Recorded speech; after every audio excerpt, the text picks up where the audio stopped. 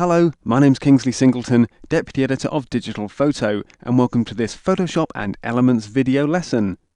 Everybody knows that composition and contrast are important for a successful landscape, but something that's often forgotten is colour. The most attractive landscape images have rich, warm colours, and no matter how accurate your camera calculated the white balance of the light at the time of shooting, you'll often find that shots will benefit from a warming up effect, and also a boost to the saturation. And this just makes the whole shot a lot more vibrant and attractive. Take our example image for instance. It started life as a pretty cold and dreary affair, but after a few simple tweaks in Photoshop, using levels adjustment layers and the hue saturation palette, we can make it much more pleasing. The dull greens of the grass take on a warm glow, and we can even enhance the blues in the sky a little, even though there aren't too many here, as it was a rather cloudy day. Using adjustment layers, we can do both of these things without troubling the other colours in the shot. So you'll see that the rock in the foreground, for example, remains neutral, even though we've warmed up the other tones.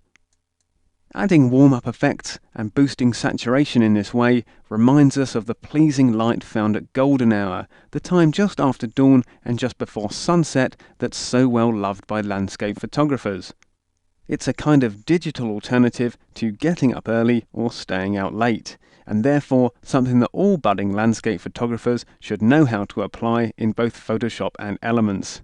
Okay, let's see how it's done. First I'll just close down our example image, and then we'll load up the one called valley.jpg from the disk. Now as you'll see, it's a pretty cold and gloomy affair, but we can change this straight away using a levels adjustment layer. So let's first bring our layers palette on screen.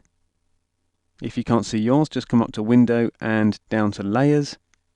And then to add a levels adjustment layer, we can either click on the small black and white icon down there at the foot of the layers palette, or it's at the top if you're using Elements, or we can come up to Layer, down to New Adjustment Layer and pick Levels. Just click OK, and that'll bring up the Levels palette on screen. Now because the overall contrast in our shot is looking pretty good, we've got a nice full range of tones, we don't need to mess around with the RGB histogram. Instead, to add the warm-up effect, we want to select an individual channel to work on. To do this, all we need to do is up here next to where it says Channel, click next to RGB, and first we'll select Red from the list.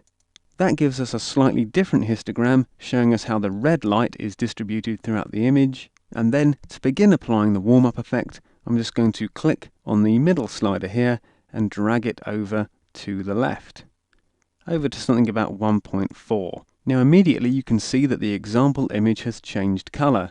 We've pushed more red light into it just by moving that slider. Of course, if I pushed it in the opposite direction, we'd be taking red out of the image and everything would get a lot colder. And we've got a lot more cyan tones creeping in now. So to warm things up, drag it over to 1.4 and we'll leave it there. Thing is, it's looking a little bit too pinky for my liking, so we need to make another change, this time to a different channel, the blue channel. Give that a click, and this time we're going to take some blue out of the image by clicking and dragging the middle slider to the right down to about 0.8. Under the blue channel, by moving the middle slider to the right, we take blue out of the image and push more yellow into it, so you can see that if we push it too far, it's looking very yellow indeed. And of course, if we push it the other way, we get a lot more blue light. So settling on something around about 0.8. Actually, I might push it a little farther, down to about 0.75, giving us a much more pleasing warm tone to the image. We can see this just by clicking on and off the preview icon. And immediately there, it's kind of like the sun's come out. Everything's a lot more warm and cheery, and a lot more pleasing to the eye. Okay, so now we're done with our levels warm-up. We can click OK to exit the palette. And now, in the Layers palette, you'll see that we've got our adjustment layer sitting above the background layer, and that's controlling our warm-up effect. Of course, if we want to go back into our adjustment layer, all we need to do is double click it. The palette will appear back on screen with the same settings that we entered before, so you can keep making adjustments and playing with the colours in your images until you're perfectly happy. Something else that adjustment layers allow us to do is control where the effect of the adjustment layer is applied using the attached mask. All we need to do with our mask is paint black into it to hide the effect or white to show it off. And we can do this quickly and easily using the brush tool. So what I want to do in this case is just hold back the effect in the sky, because I think those clouds are looking a little bit too warm and I want them to retain a little of their original coldness. I still want the land to be warm though, so I'll be painting black into this area of the mask at the top and leaving the bottom of the mask alone, leaving it white so that adjustment layer is still showing. So let's click on the brush tool, then it's up to the options bar. We'll set the size up at about 600 pixels, the hardness at 0 because we want a soft edge, and keep the opacity at 100%. Finally, before we start painting into the mask, let's just make sure that black is our foreground colour, and we can do this in a number of ways. We can either hit D and then X on the keyboard, or we can use these little icons at the bottom of the toolbox. This one on the left sets the default colours, and the one to the right, the double-headed arrow, switches them around. So now just making sure that our mask is selected there with a rectangle around it in the layers palette, all we need to do is start clicking and painting in. As you see, when I do that, black starts creeping into the mask, and it's in those areas that the original colours are showing through. So I'm just painting over the clouds now and just bringing back their original colour. Right, so that's starting to look pretty good to me. I've got this nice warm landscape now and the cooler sky, and they're sort of balancing really nicely.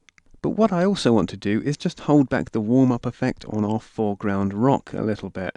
I think it's kind of turning those neutral tones a little bit too warm, so I'm going to continue to paint into this part of the image. Now, because we're using a large brush with a soft edge, I don't want to get too close to the edge of the rock, because otherwise the original colours are going to spill out and go back over the grass. What we need to do then is just zoom in a bit on our rock, and then using the keyboard shortcuts to control the size of the brush, that's the left and right square brackets keys, just going to reduce that brush size down to about 80 or 100 pixels, and then just continue to paint a little more accurately up to the edge of the rock. Just using the space bar there, clicking and dragging the image around, just holding back that warm-up effect on the foreground, and very quickly we'll be able to remove it from the rock completely. So that's kind of looking okay, I think. We'll just lower the opacity of the brush a little bit down near the grass here at the bottom of the rock, just so that we can get a nicer blend between those two areas. We'll take it down to about 10%. And then just keep sort of clicking in there and coming back out to a full view. I think that's working really well. We can click on and off the eye icon next to our adjustment layer, and quickly and easily we've warmed up all those colours in the grasses, but we've managed to leave that rock alone, just preserving its original tones. Okay, so the next thing I'm going to do is have a look at increasing the saturation in certain parts of the image.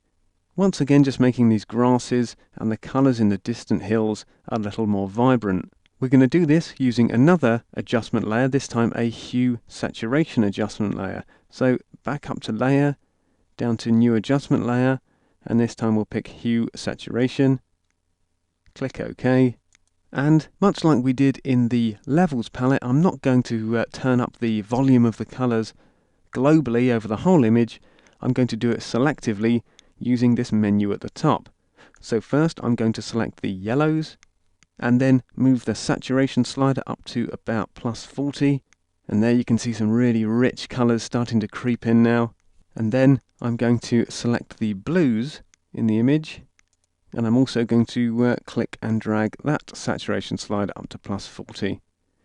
The effect here is a little less pronounced, but it's definitely worth giving a go if you've got an image where there's lots of lovely blue sky.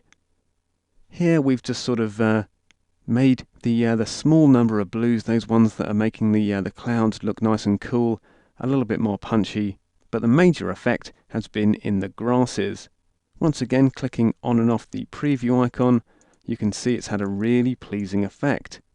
Interestingly, you'll find that if you select the greens and move the saturation slider around there, it doesn't really have that much of an effect.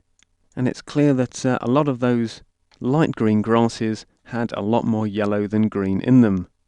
So once we're happy with our saturation effect, we can click OK again to exit the palette. And then, just as before, I'm going to use the attached layer mask just to hold back the effect on the rock ever so slightly. So once again, we'll zoom in and we'll pick the brush tool in the toolbox. It was already selected actually. Make sure that opacity is back up at 100%, and then we can click and start painting in again. Just holding back on that increased saturation so that the neutral tones in the rock stand out against the more saturated grass. Okay, that's looking pretty good to me. So we can come back out to a full view again. And actually looking at that, I think we've removed a little bit too much saturation in there. So I'm just going to lighten these areas again, just kind of take them back to a mid-grey colour. So we're not letting through the full effect of the hue saturation adjustment layer. And to do that, I'll just blow up the size of the brush, just using that right hand square bracket key again. This time swap our foreground and background colours over, so white is the foreground colour, and then take our opacity down to about 40%, and then just click once and paint over that area of the mask that we painted black into. There you'll see in the layers palette, we've now got a grey area instead of a black one, so we're just kind of partially holding back the effect instead of getting rid of it completely.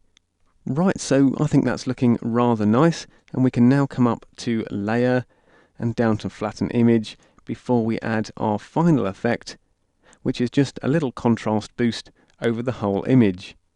Now that we're back to a single background layer, we can press Ctrl and J on the keyboard, or come up to layer, down to new, and select layer via copy, and then it's back down to the layers palette, click where it says normal, and this time we're going to select overlay from the list.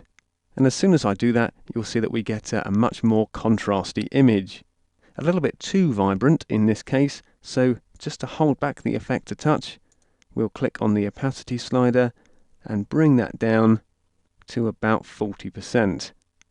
And then just clicking on and off the eye icon once more, you can see that that's really helped the image, just made all those foreground areas a bit more contrasty, although it has lightened the sky up a little bit too much for my tastes. So what I'm going to do is just erase that small area of our new layer.